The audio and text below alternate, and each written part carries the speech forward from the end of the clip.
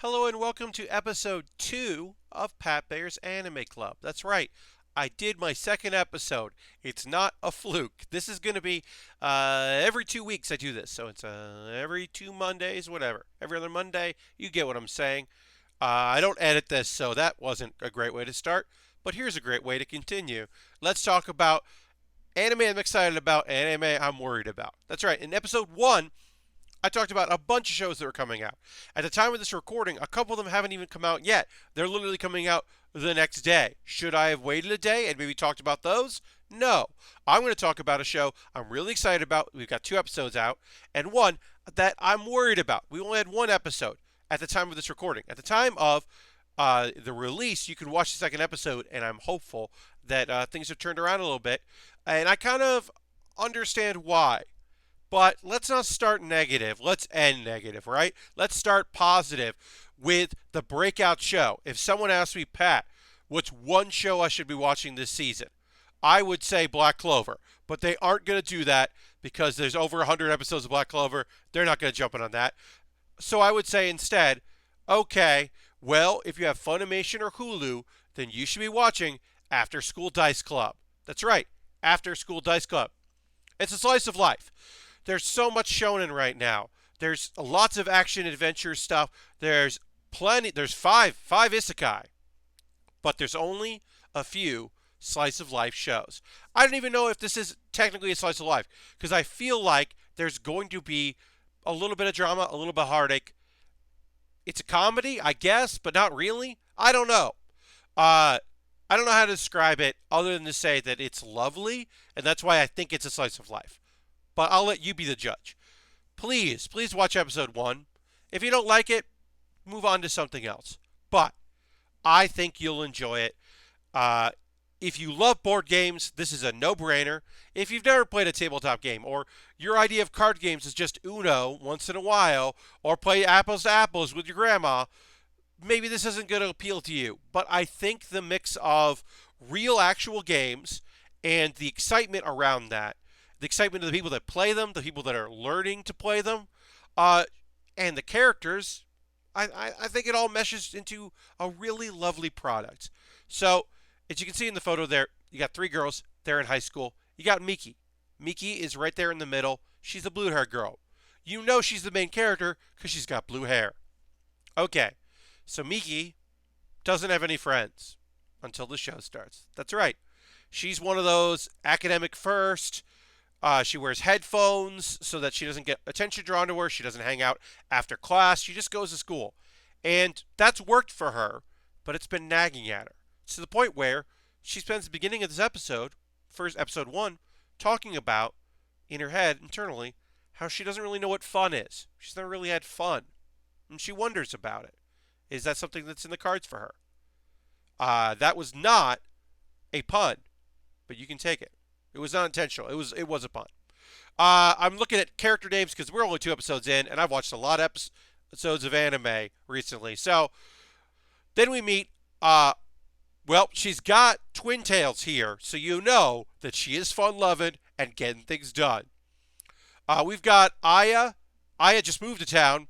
She's looking to meet people and go on adventures and have a good time. Honestly, half of episode 1 is Miki and Aya meeting and going on an adventure that Miki literally has a breakdown about. I don't think we're going to get into the fact that Miki is definitely on the spectrum, but Miki is definitely on the spectrum. It goes beyond her just being sheltered. She clearly is got some stuff that she's got to work on, and that's cool. And she acknowledges it, which is awesome. But yeah, the idea of doing new things and going and being lost terrifies her. And she, which is great, actually acknowledges that. And Aya's like, okay, here's my world philosophy. Let's see if you can think about that. And they have a really great time. And by towards the end of episode 1, they run into the tough, stern class president, whose name I'm looking over here, Midori. Midori, you can tell she's no nonsense because she's got sharp, short hair and glasses. She loves games. We don't know that until we follow her into a German board game store. It's European, but it's a German board game store. We meet a black dude who is, I believe, American and is not a stereotype. I don't know if we'll see him again, but he is pretty focal as the owner of that store, and I was not immediately bummed out by him. So way to go. That is a lot to ask. Honestly, I mean, this and Sword Art Online, like, that's the only modern anime I can think of where I was not like, oh no, no, no, no, no, no. Um, he's just a dude that owns a shop and he likes board games and tabletop games and card games. And Midori and our new friends all play a game together. Episode 2, they play another game together after school. Now, but these games are real and you can look them up. The first one gets animated a little bit. The second one doesn't really because it's a card game, much like you can see in the photo there, there. So it doesn't really need too much animation. But I'm excited to see what they do in the future. Real games. Interests, we find that Miki is good at reading people. She's very good at picking up cues. She can tell when people are lying. And it gives her a little bit of confidence playing this game and getting good at it. For Midori, she's making friends and sharing her hobby, and maybe they're going to keep her secret. She is allowed to work, but maybe doesn't want everybody to know that because she's class president. And Aya's got friends and going on adventures and having fun. There's a boy, and then there's some stuff with the boy, and maybe episode 2, if there's a fault with episode 2, there's too much of the boy with the crush on Aya, who is Midori's childhood friend, and Aya thinks has a crush on Midori. Miki knows what's up. Miki's already more than I thought she was, even though she's the main character. I thought she would be the shell and would just be our world, our doorway, I should say, into that world. But no, she's much more than that. Everyone's much more than that already. I'm waiting to see a little bit more about Aya, other than the kind of ditzy, adventurous one. Let's see if there's some layers there. Of anyone, she seems the least fleshed out. But overall, it's cute. It's fun. I've been waiting for a good slice of life. I've been waiting for a good, fun show. The idea of a show based around the love of tabletop games and the fact that they're real licensed games is so cool. So that is my high recommendation. The show you should be watching this season, it is available on Funimation and Hulu. I believe the dub is going to be Funimation only. Hulu has the sub, as well as obviously Funimation having the sub. And yeah, that's my recommendation. Now, the show I'm a little worried about. We Never Learn, Season 2. And this is a qualified worried about. This is a qualified because it's just, it was odd. Now, as I said, at the time of this recording, there's only one episode out. There will be another one that comes out this weekend. And so at the time of release of this video, there will be a second episode. But it didn't feel like episode 1 of season 2. It felt like episode 14 of 26. There are 13 episodes in the first season. There's going to be 13 in this season. And the first season came out in April. So honestly, I don't think it should be called season 2. I think it should be called part 2. Or they should have just named it episode 14. And there would have just been a break. Because that's kind of how the whole series feels. If you haven't watched We Never Learn, we have Nariyuki, the guy in the middle. He's teaching his fellow students. He's a tutor. So he can get a VIP recommendation, and his university fees are paid because he's poor. His father passed away. His father loved teaching. He takes a lot from that. He gets 3 students that are all geniuses in their fields, but have their own quirks and differences, and 2 out of 3 of them really like him, and he doesn't understand that at all. And the other one eventually probably will, but she knows about the other two's involvement, and it's this whole thing.